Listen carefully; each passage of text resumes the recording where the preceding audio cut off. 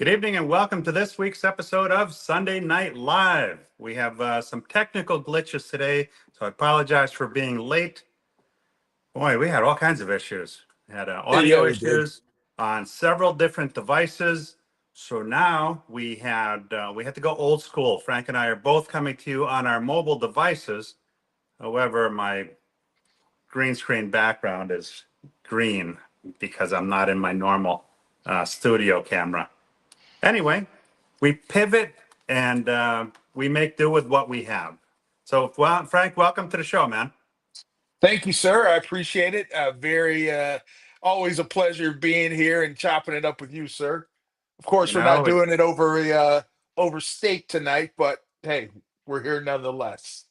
well, I'll tell you what. The next time I come to Chicagoland, we are going to meet up at RPM Steak. I told you about that place, right? Yes, yes. Yeah, we're going to have some serious chow down time there. So, all right. So, welcome. Hopefully, people will join us. Not thinking that we disappeared on them, but like I said, that's kind of the way it goes. So, Frank, why don't you tell the audience a little bit about you, and then we'll jump right into it. Yeah, so for those that don't know me, Frank Knox had been in this business for 23-ish years, somewhere around there. You start to lose track after you get over 20, right? Yeah. But all of that time, most of that time I spent at CarMax.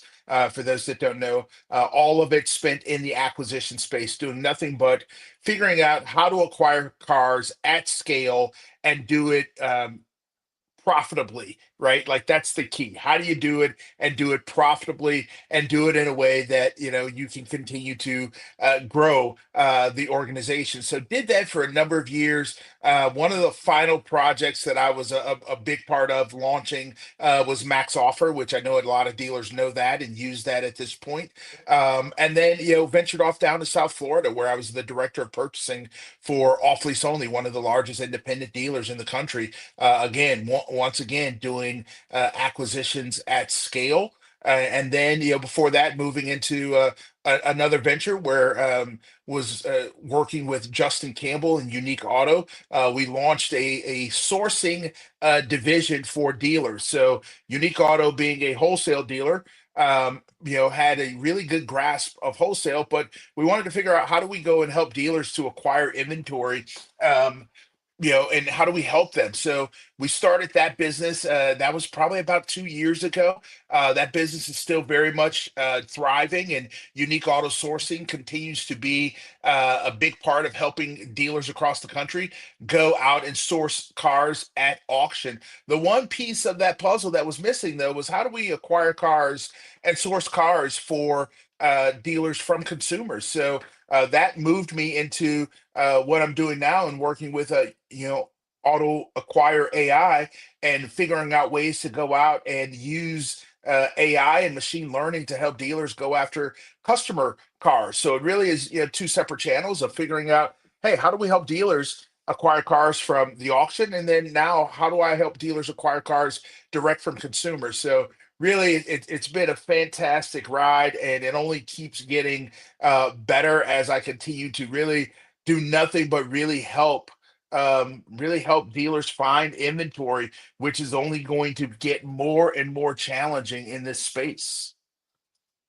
Yeah, no, you've had quite a history. So, what we're going to talk about tonight is Frank's going to offer up some insights. We're going to talk about strategy and action for car dealers. So, pretty much real stuff you can use in your stores tomorrow. And if anyone's not connected to Frank or myself, by all means, if it's relevant to connect, send us a connection request, and we'd be happy to connect. Uh, Frank, what's the one thing most people don't know about the day-to-day reality of running an AI-driven acquisition tech in today's market? The one thing that people don't know. Wow, you're just going to hit me right away, huh? So, so I think there's not one. I think there's multiple things. I think one, I would start with what people don't quite understand is that, even though you're venturing down this path of AI and machine learning, and in order to acquire cars successfully, you still need human interaction. You still need human involvement. And I think that's the one piece that, gets very confusing in this space, that people hear, well, this company, they're all about getting cars and using AI to do it. Well, AI plays a major, major piece of that puzzle, but you're still going to need the people piece. And the other piece of this is, you can tell me all day long that you want to go out and acquire cars successfully from consumers, but if you don't have a really robust data set that helps you to understand the value of those cars and put real-time offers on those cars, then direct from consumer doesn't really mean a whole heck of a lot. And that's the one piece that we try to solve, that piece of the puzzle, is figuring out how do you make sure that your offers are always real-time offers that are going out there to the consumer, and how do you make sure that the offers, not only are they real time, but that they're correct real time offers. Now that's a big leap for a lot of dealers to take, because we are in a kind of a control type business, right? We're used to being in control of everything. I tell dealers every day that the way we regain control in car sales is to give up control. Okay, and I know that there have been used car managers that spend 20, 30 hours a week managing their inventory, when in fact there's software out there that will do most of the mundane and beyond for them, with them having the final say as to whether or not you allow a particular pricing adjustment to go through. And everybody's so freaked out about AI. Oh, AI is going to take my job, and it's going to do this, it's going to do that. I don't think so. To your point, you still need qualified people behind the scenes pulling the levers, and leveraging AI, to get the most out of it. You know, That's and right. and you hear everybody talking about, and I read some on LinkedIn today about how they're going to buy all these cars in the service drive, when in fact that's if you're going to put all your eggs in that basket, you might not. I wouldn't invite too many people to breakfast, because you're not going to be able to cook up a lot of eggs. You look, you're right. And when you think about that, what you just said, you know, the average, if you're really, really good at service drive acquisitions, I mean, really, really good, you probably are converting at 3 or 4%. If you're really, really good. So And now most are not. ask yourself the question, do you have someone out there that can put 100 accurate offers on cars and inspect 100 cars accurately, inspect those cars accurately to buy 3 or 4 cars if you're doing 100 of those? And then, I don't I don't know a lot of people that are able to really do that. And so that's where, for me, we talk about, service drive acquisitions really being the flip phone, and every other piece of the acquisition puzzle really being that iPhone, right? Like service right. drive acquisitions, it works, it's functional. You can, much like a flip phone, I can dial you, I can talk to you. It would be just fine if I just operated with a flip phone, and I would get okay results with it. But man, if I really want to be able to work efficiently and make a bunch of phone calls and keep good reception, I got to be able to move to that iPhone. Well, moving, all we're saying is, yes, use service drive acquisitions. Don't walk away from it. But you got to be willing to use everything else that's in your arsenal to be able to truly, truly acquire cars. And part of this, like you mentioned, like, hey, when you talk about dealers and not wanting to give up control, one of the things, like with auto acquire, is we're putting that control back in the dealer's hands. We're saying, hey, look, we're going to give you all the information, we're going to tell you everything there is to know about the instant offer marketplace, but we also expect you as that dealer to understand who the best end user is on each particular piece of inventory. If you are the best end user, then why wouldn't you be more aggressive than a CarMax or Carvana on that car? So we Right. give you a set of dials where you're tweaking those numbers. You want to be stronger than them? Great. Turn up the heat. Go after that inventory, control your own offers versus, hey, well, this is what, insert ICO, this is what they told me that's worth. I'm going to go ahead and put that car on it or that value on it. What we're saying is know what you do the best with and control your values as you see fit, all the while knowing, hey, true north of the instant offer marketplace, we're going to give you that number and tell you this is what everyone else is doing. This is the value they're putting on the cars. You want to be stronger or you want to be weaker than them, depending on how you do with the car, you have that control. So no one's saying take out the human interaction. In fact, we're saying, hey, in order for AI to work, in order for machine learning to truly work, you have to be involved and you have to be putting in accurate data in order for it to get better. That's all we're Yeah. saying. It's Mo says, maybe I missed the beginning. Isn't it pulling data from the same sources humans do? Not not necessarily. And here's how I would answer that.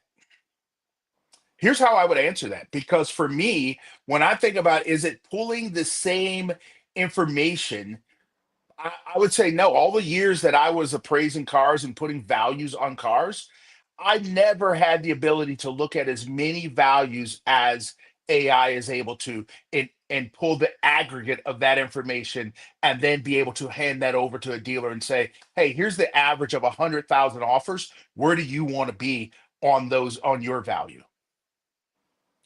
So that's using a lot more sources than the average buyer would use. That's correct. I That's mean, back in correct. the day, we walked around with Galv's books, right? There was the green one, the blue one, and I think the red one. That's right. That's right. That's right. And we could do them individually, but we didn't have necessarily visibility into all of these other areas, which is giving us greater data. So Mo, that is a great question, and I think Frank answered that pretty well. Um, and the other problem that early on was actually cutting a check for these cars, right? That was another issue that stores were having. Yeah. They were talking about a 24-hour turnaround time. Well, guess what? How long is 24 hours in this game, Frank? It's a lifetime, It's a right? lifetime. Like think about a customer who you say, "Hey, we can get you a check in 24 hours." What's that customer doing? In that 24 hours, they're shopping. Well, more than likely, they've already shopped ahead of time to know Yeah, what their car is worth with Carvana, CarMax, Echo Park, Lithia, AutoNation. I mean, insert anyone into that equation. They already have 4 or 5 offers in hand, and you just told them, "Hey, I can't give you the money today, but I'll give it to you tomorrow." Well, they're just going to go down the street and say, "You know what? I'm going to go ahead and do business because you just told me that your process is not as efficient there as you go. the big boys down the street. So There you why go. would I want to stay and continue to do business?" And you know something too that I'd be willing to bet that even if the offer was a little bit less, and I don't think it will be, they'd still go with that because that's cash in hand, right? Yep, that's right. That's Everybody right. wants things yesterday. That's right. Now, with current inventory trends now, are we heading into a surplus or a shortage? That's kind of a rhetorical question. I think you know the answer to that, right? Like we continue to talk about, and look, and I know there's people out there that will say, you know what, we will absolutely, um, we absolutely have enough inventory. I hear it. I hear it nonstop. I understand it. But what else? What else do we know? Right? We also know that Echo Park or I'm sorry, Amazon is now doing business with providing instant offers for ACV, right? Or I'm sorry, ACV is helping Amazon provide offers. We know that, right? We know that Amazon has now partnered with Hertz. So it's not a question of, hey, is there enough inventory out there? The question becomes, is the right inventory out there? Right. Is the right inventory out there for your dealership? More times than not, what you're going to get is, well, yeah, there's enough inventory, and I can go out there and I can find inventory, but finding the right sort of inventory Yeah, I can't find the right inventory. So what do I do? What do I do? How do I go about solving that equation? If you're telling me that there's a shortage, you're telling me there's a shortage of good quality inventory. Where do I go to find it? The only place that I can go is, again, the direct from consumer channels. That's the only lever that I have to pull to go get the inventory that I really need in order to be profitable. But The bot, everyone's going to be fighting for that inventory. right. Period. So again, we've had the luxury, Paul, of playing the waiting game when it comes to inventory, right? I'm gonna wait. Hopefully someone goes to my website, they put a VIN in, and hopefully I'll put the right number on it and I'll get that car. We're in a place now where sales used to be. Where sales, you had to be so proactive in going out and finding that customer to sell a car to. They weren't knocking down the door to come into your showroom. You had to be a salesman.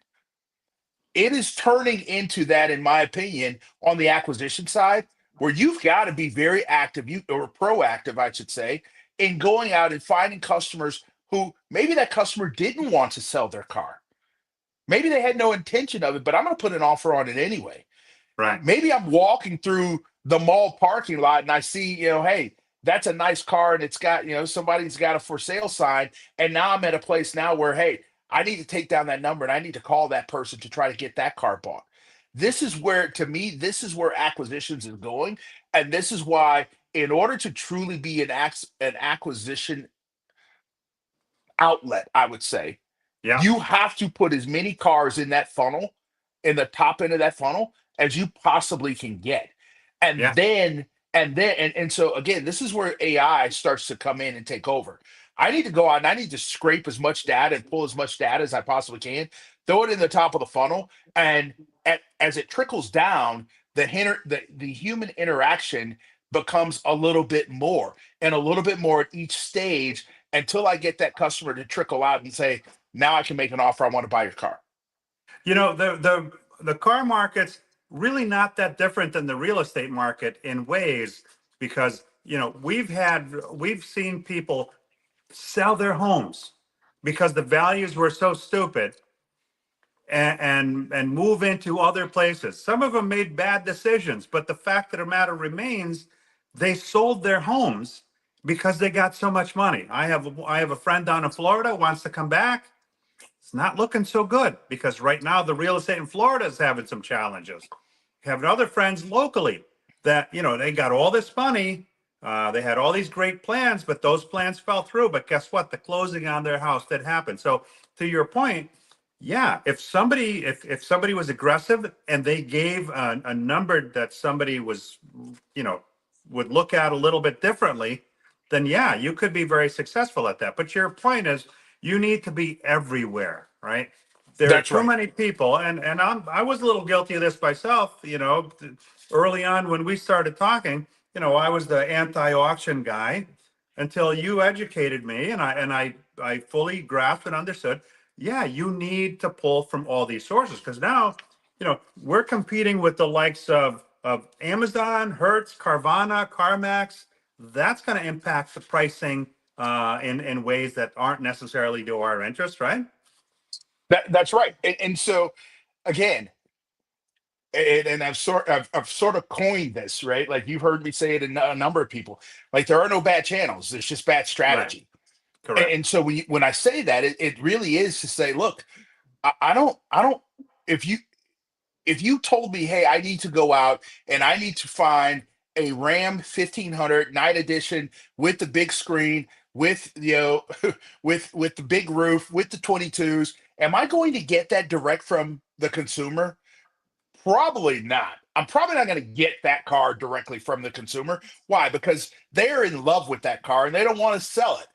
It's not going to stop me from putting an offer on it, and it's not going to stop me from putting an aggressive offer on it. But where do I need to go find that car? Well, I need to hop on Smart Auction. I need to be willing to look at Ally because they have them. I need to be able to look at every single chase lane that's running Chrysler and understand that they may have that Ram 1500. I need to be able to look at credit union leasing and know that, hey, I need to find that number. So again, I'm not saying, hey, that the auction is the best place to find cars. I've never said that.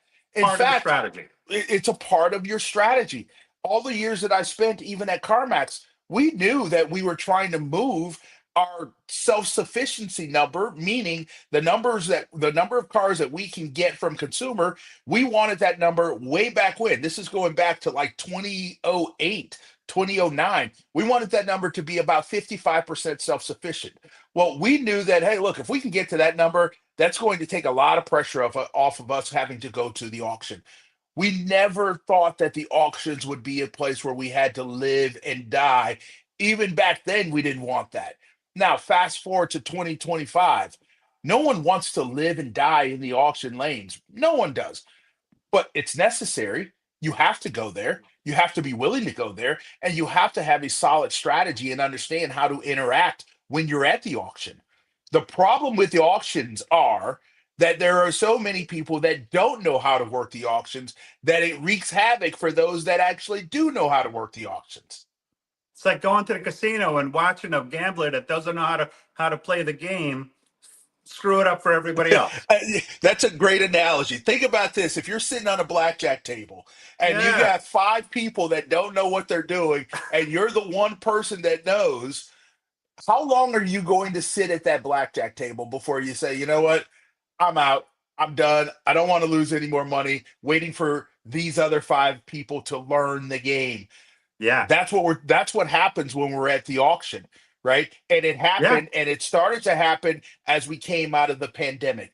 More and more people showed up at the auction. More and more people showed up. They bid on cars. They didn't know that if they were the best end user or not. They just knew that they could probably sell the car, so they bought it. They paid too much money for it. The consumer came in, bought it. They thought they were a superstar. Now we're in a place now where those some of those same people are still at the auction wondering, why am I losing 2 grand when I was doing the same thing I was doing 2 years ago? Well, 2 years ago, you got lucky. Now it requires strategy. Now it requires discipline. Now it requires the right tools. All of those things are how dealers can absolutely help move the needle for themselves. But again, it goes back and it starts with understanding, am I the best end user for this car? Can I go out and buy this car and it makes complete sense for my dealership? And then not looking at MMR to help me determine the value of what the car is worth. How about I look at my own data and understand my own data to help me determine what the car is worth? these guys were showing up with blank checkbooks with a go ahead. We need as many cars as you can get, and they were just writing checks. Yep. You know, Yep. another And now, go ahead. I'm so sorry. so we have the auction strategy, we have the service drive lane strategy, we have the parking lot strategy, right? But That's right. there's also technology out there. You know, people don't just get up one morning and say, hey, you know what, I'm going to go buy a car today, or hey, I'm going to sell my car today. There's thought process that goes on for some time. I don't know what the exact length of time is, but there's thought process that goes on. And what do people do before they make a decision? What do they do before they pull the trigger on something? They talk to their friends, right? That's They right. have That's conversations right. with their friends.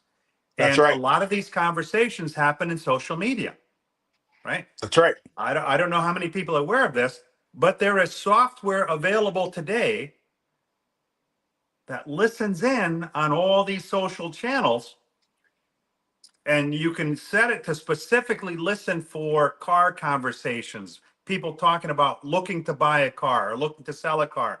And these are people with the software that you can engage proactively before they get on the selling or buying track I'm at the glad you best said that time. because I'm glad you said that because here's one piece that I don't think that we're talking enough about. And I know Kramer has talked a lot about it, but this piece of AI, you can't fake it anymore, right? You can't fake if you are the guy who's saying, hey, look, I want to buy cars, but your process isn't a good process that even talks about you buying cars. It's not even a process that would even make a customer come towards you to say, "Hey, let me go to this guy and buy it," because he has been the guy who said he'll buy my car. He's always been that guy, and I have a history. It shows in his history of him being that guy. Again, some of this you can't again, you can't fake AI, right? Like Right. everyone's been able to fake up until now, but I'm going to tell you what, the people who have been able to fake in the industry, AI is removing a lot of that, right? It's removing a lot of that. And it, to me, it makes me happy because it starts to pull back the curtain a bit. Um, but we'll see. We'll see what we'll continue to watch it and see what happens. Now, what's happening in the used EV space? You know what? I haven't. I'll be honest with you. I haven't followed um, things in the EV space all that closely. And here, and what I will say is this: is that when you look at what's been happening, and as these incentives go away, my speculation would say that the market pulls back on EVs, right? But that's my speculation. But I'd be lying if I said that I've kept a close watch on what's happening in the EV space. But I would speculate that the market will more than likely pull back sharply once, again, as we move into these latter months of the year. So some of these people that bought them may take a spanking A little if bit. they go to sell them. I would bet. I would think so. I'm being polite. But but and I too am being polite. But I think so. I think I look, again, speculation on my end. But I do believe that the market starts to pull back on some of that stuff here in the next few months for sure. Now, digital retailing tools on the dealer side. You think there'll be more adoption or still hesitant?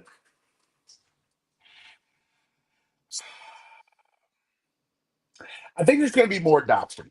Um, at least I would like to believe that there'll be more adoption. But it's again one of those things where I could speculate all day long.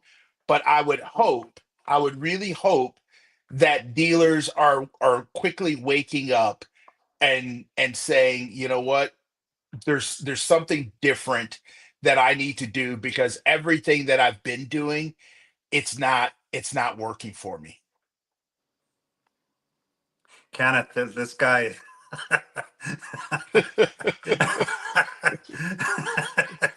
Kenneth has a knack for the inappropriate. So, talk to me about auto acquire. So, a dealer wants to, you work with the dealer, you work for the dealer. How does that whole dynamic work? So AutoAcquire is a company that um, I'm sorry, I was trying to look at what you're laughing at in terms of the the the comments because I cannot see them. Um, You don't want to look. He says, I dare Paul Meyer to spank me. oh gosh. Oh boy. Okay.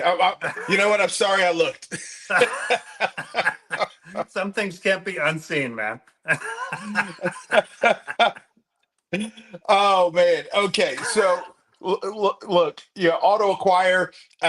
So we are a company. So when you think about acquisitions, and this is what attracted me to auto acquire, is I explained to you unique auto and that channel of going out and sourcing cars at the auction for dealers. Auto acquire looks at things and says, okay, there's this ecosystem of buying cars. And that ecosystem is a very complex ecosystem, right? And that that ecosystem that you're talking about is one that is having to go out to the consumer, find the car, whether that's on Facebook Marketplace, your service drive acquisitions, appraisal coming in. So you got to find the car. You got to try to get that car paid for. You got to get that car transported. You have to figure out what that car is worth. You have to figure out all these things that is, that are going on for any acquisition guys out there. They know how complex that is to be able to do.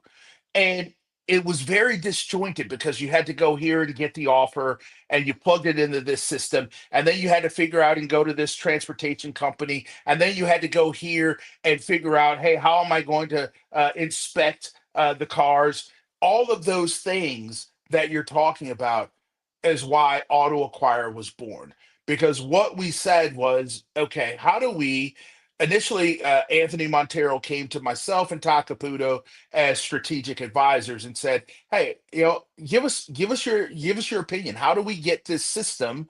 What do you think of this system that we've put in place?" Immediately, as a 20 plus year acquisition guy, I looked at it and I fell in love with it. Why?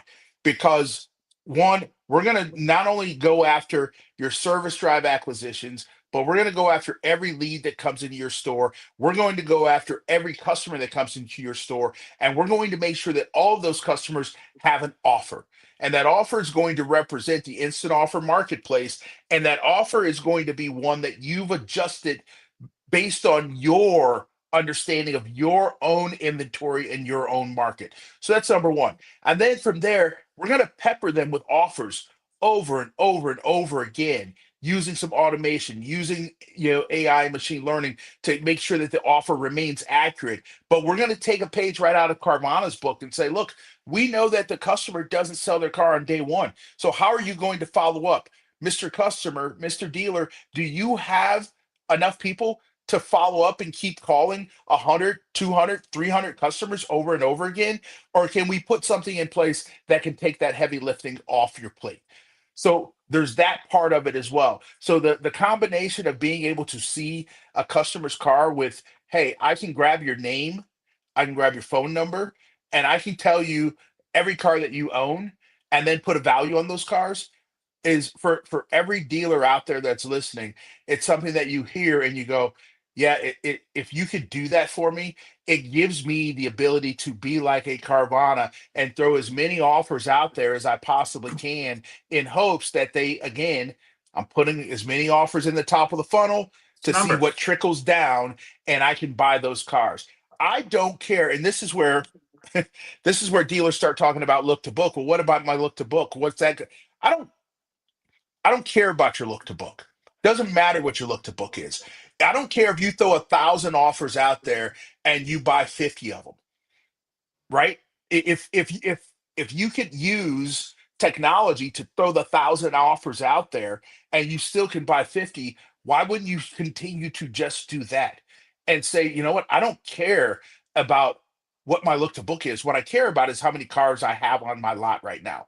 Because I'm telling you right now, the Amazon deal, I know some people are saying it's not as big as you may think it is. To me, the Amazon deal is huge. The Amazon deal Huge. partnering with ACV, the Amazon deal partnering with Hertz, it's massive. And Huge. if you're a dealer out there that's going, well, it's going to go away or it's not that big, okay, talk to me in a year, talk to me in 2 years, and maybe you were right. Maybe I'm completely wrong, but I'm telling you right now, there's a reason why other companies are sounding the alarm bells and trying to get ahead of this deal. Now, it's important to put this piece into perspective, okay? A couple of things. You have a trained staff of people that know this business intimately, that are leveraging the right technology in order to do this. For any dealer out there that thinks, I'm just going to throw a couple of people at this, big mistake. Because from what I see, it seems as though salespeople are averse to the phone. I know that sounds crazy, and it's almost an oxymoron. But salespeople and phones and cold calling, they're used to people walking in the door, making it happen right then and there. They're happy with their 20% or whatever closing ratio it is, and that's it. I challenge any dealership to put one of their better salespeople on this task and see after how many phone calls they just give up and say, I'm out. I didn't sign up for this, right? Because Yeah. they're not used to getting as many no's or having to make as many calls. Your folks make hundreds of calls and not always with success immediately, but over time, I get what you're saying. The bottom line is, how many cars am I going to have on my lot? Look, the reality is it takes a very special person to go out there and stand in your service drive and hear 97, 96 no's in order to get 4 yeses. That takes a lot. That takes a lot out of a person. And I don't care who you are, right? Like think about your average salesperson. They're What's your defeated. average salesperson what's their closing percentage? 20%. If they're really good, right? I could be the best at my job in terms of acquisitions, and you're telling me I'm going to close at 4%? They're That's not that's in a it for tough the long haul. that's a tough ask. That it's a very tough ask, and so that's why when people talk about service drive acquisitions, my number one question is, okay, have you done it? You're talking about it. Have you done it? Have you stood out there and taken no after no after no and done it day after day after day? And then tell me that that's the only thing that you're going to put someone on, right? No. Or are you going to say, hey, you know what? I need you to work the service drive. But while you're working the service drive, I need you to do some other things as well, because there's other ways that we can go about getting inventory. That's what I'm saying, is that we've got to turn acquisitions on its head and say, look, you got to go after every channel, man. You have to, because if you're not, you're leaving money on the table. And when I say every channel, I mean every channel. I don't mean, hey, yep, go and work the auction, but you're only working in Manheim, right? Within every channel, there are multiple channels within that channel. So you need to be able to understand that. How are you going to work Manheim? How are you going to work, Odessa? How are you going to work Smart Auction, ACV, Open Lane?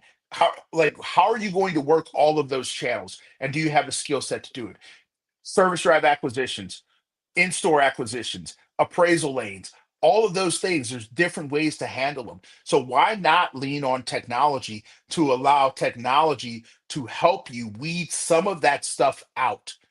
And make sure that you're talking to the right people. Make sure that your people are talking to the right people. Now, instead of them having to talk to 100 people, right, you weeded some of that out and said, okay, you know what? I've used technology to get us to a place where maybe you're going to have to talk to 40 people, right, Right. to convert and buy 4 cars. Average That's salesperson not used to that.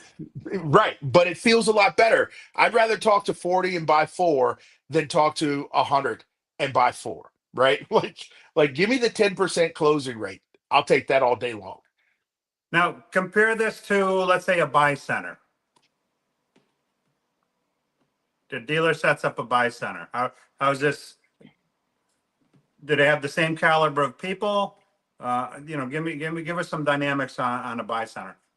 Yeah, so I think yes, you have the same caliber or same type of people. Um, but when you think about what a buy center is simply taking these tools and bringing them in, right? When you think about a buy center, for me, I think about the days of how we built buy centers within these major corporations that I was a part of.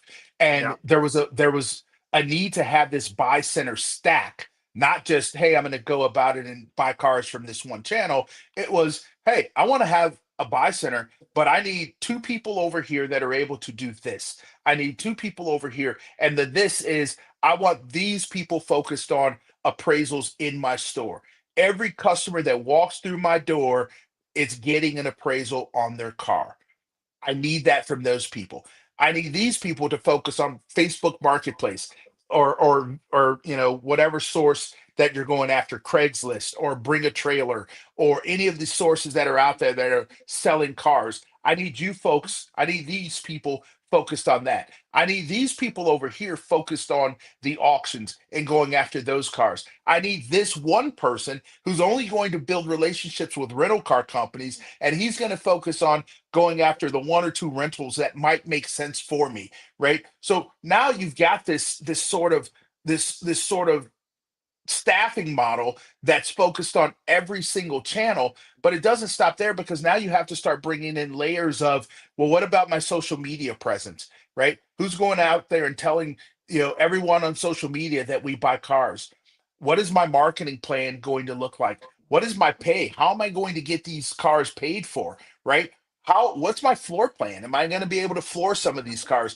There's so many things that come into buying cars direct from consumer that, when you stop and think about, I think a lot of dealers, when they hear it, they stop. And when they stop, they don't go out and buy cars, because it's just too damn hard to do. And so that's where I think about buy center, and I go, yes, everybody needs to build a buy center, but there's components and layers in that buy center. And I think, whether it's, auto acquire or whomever else, it falls in one of those layers for your buy center. It sounds like an expensive proposition as opposed to just bringing in a team like AutoAcquire to handle all this for you. It look, at the end of the day, it can be very expensive.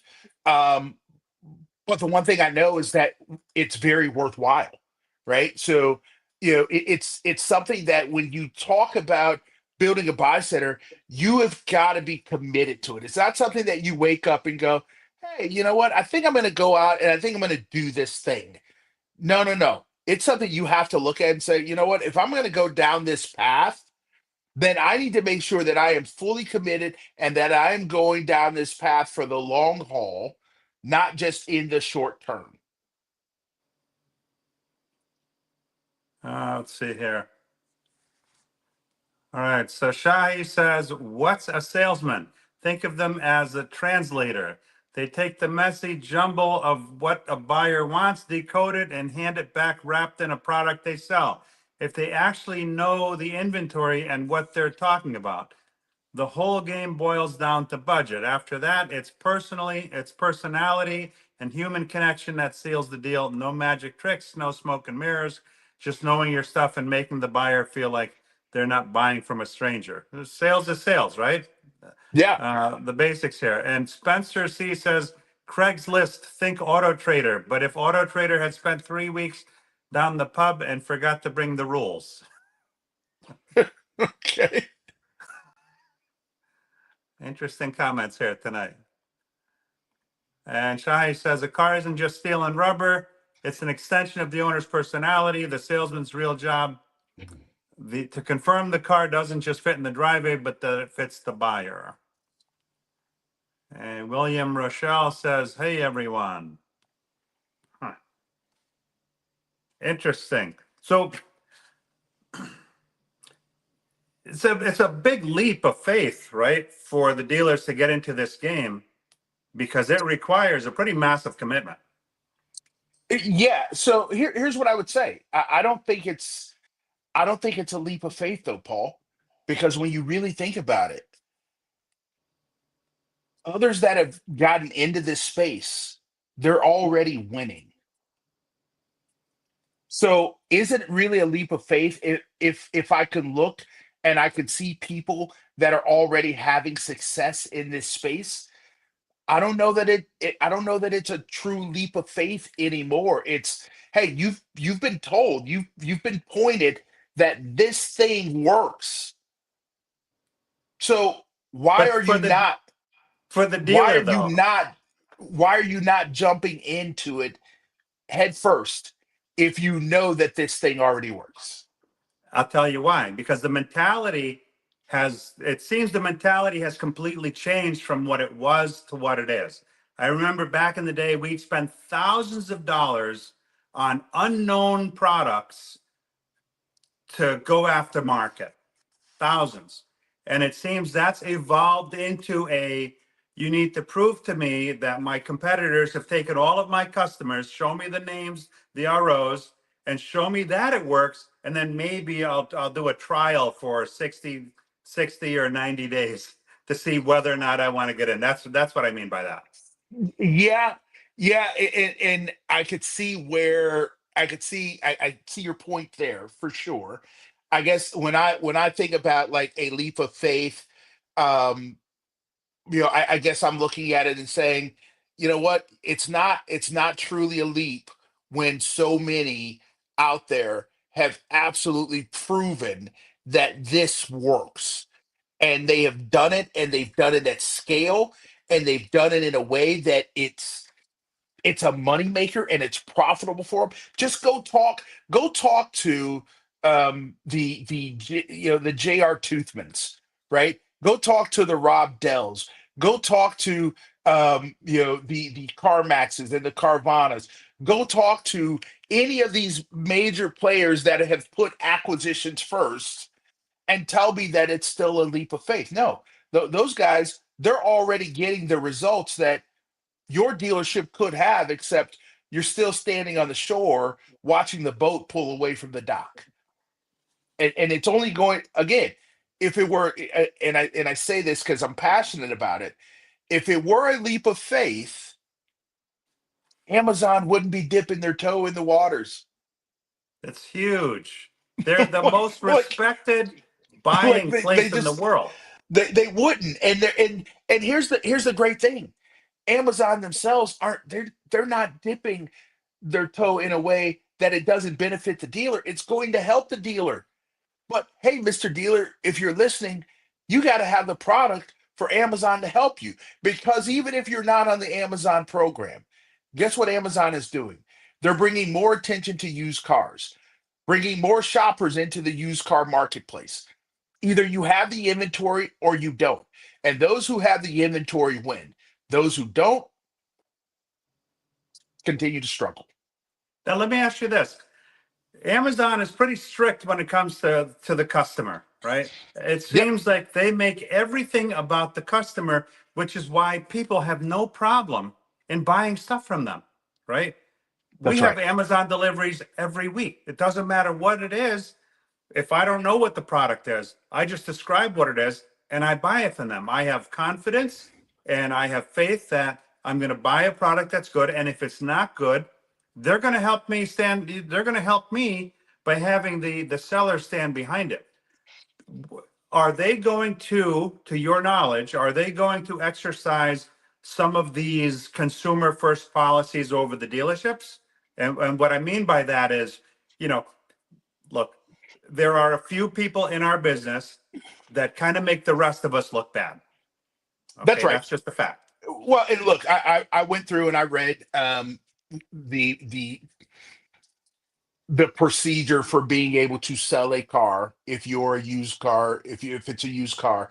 And it look, there are going to be some guarantees, right? Like the dealerships, it's going to put dealers on notice that hey, if you want to participate on this platform, you are going to have to provide certain guarantees to the customer, right? And some of those guarantees will more than likely be a money back guarantee, right? Like hey, you're going to have to guarantee that the customer is getting what they say they're you're going to have to guarantee that the customer is going to get what you said that they were going to get.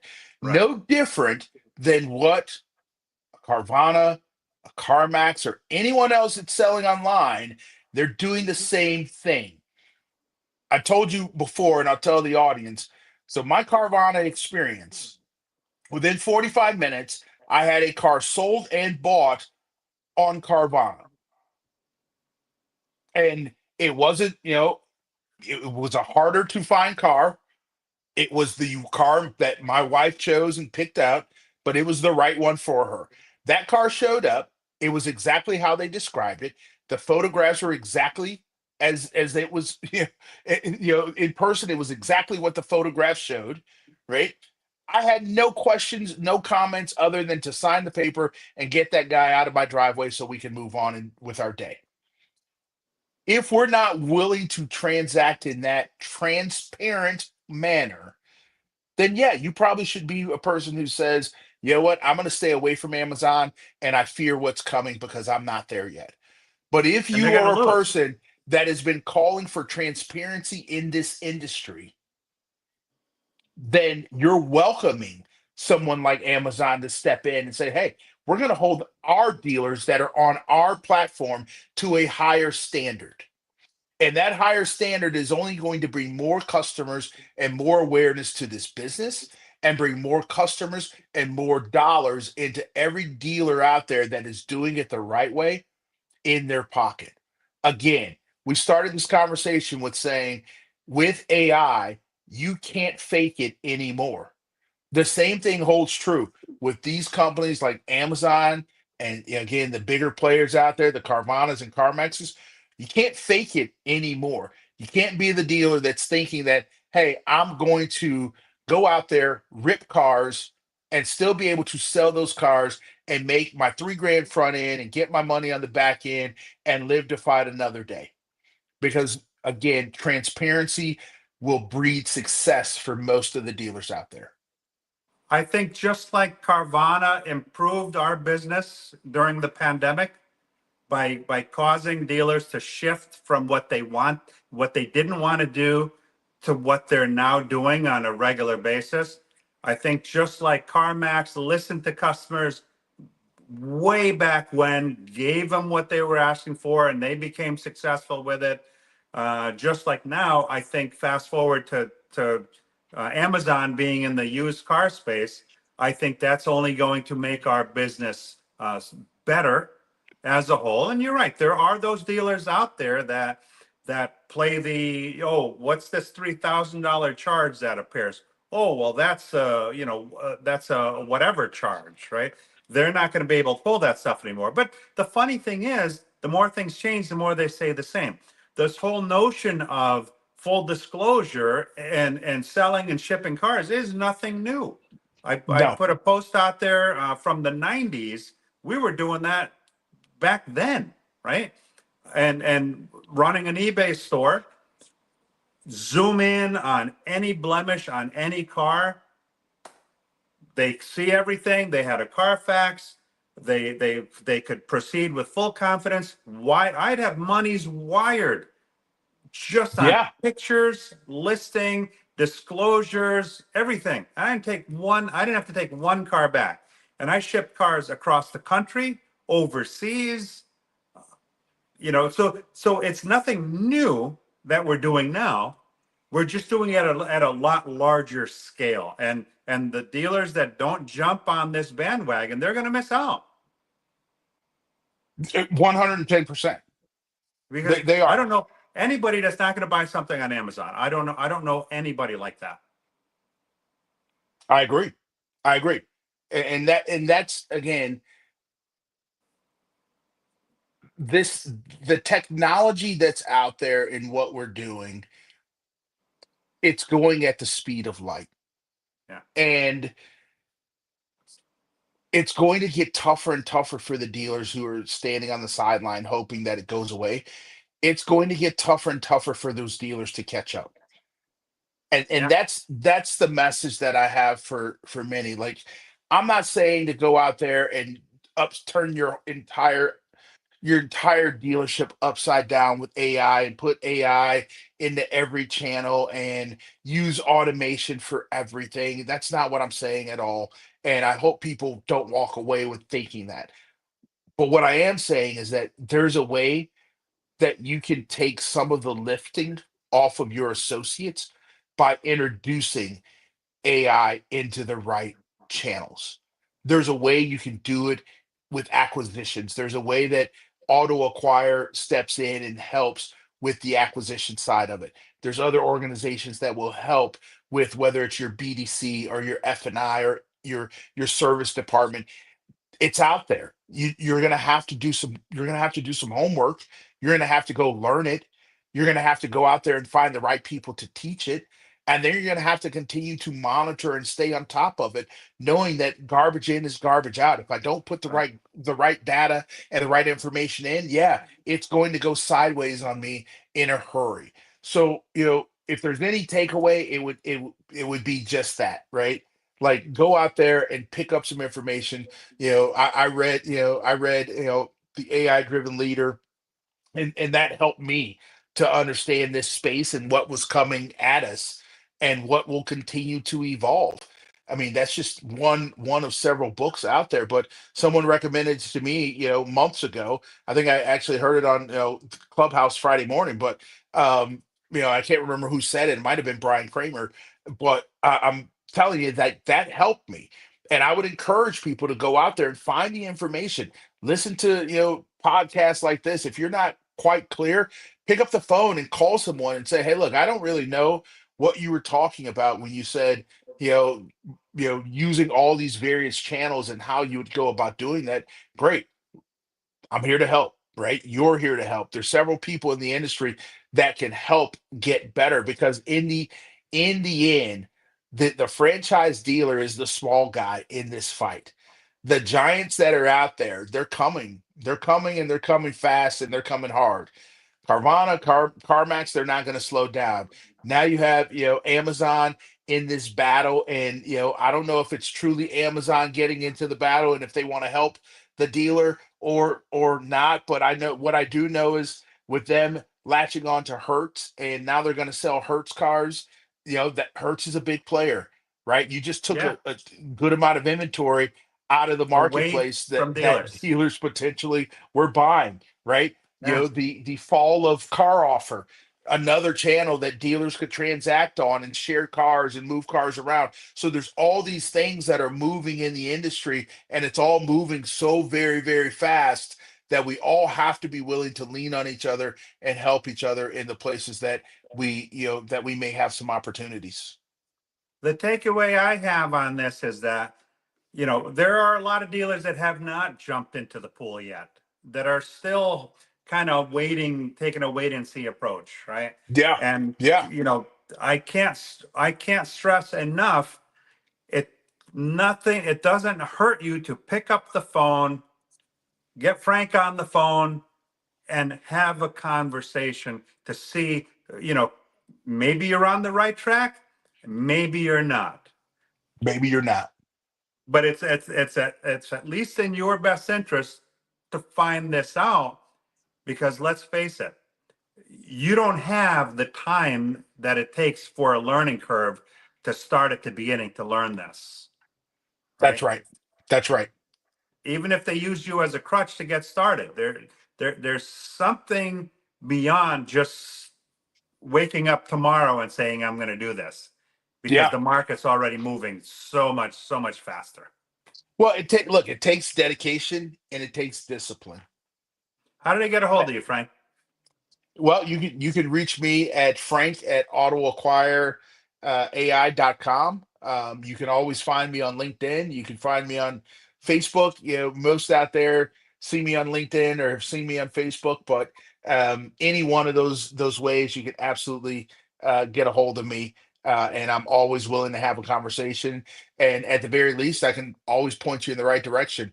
Again, there's a lot of talented people in this space, in this acquisition space, that can help you with helping, whether it's determining the values on cars, figuring out the wholesale angle and what you should wholesale, where you should wholesale, what auction should you attend versus, what auctions maybe don't have what you're particularly looking for.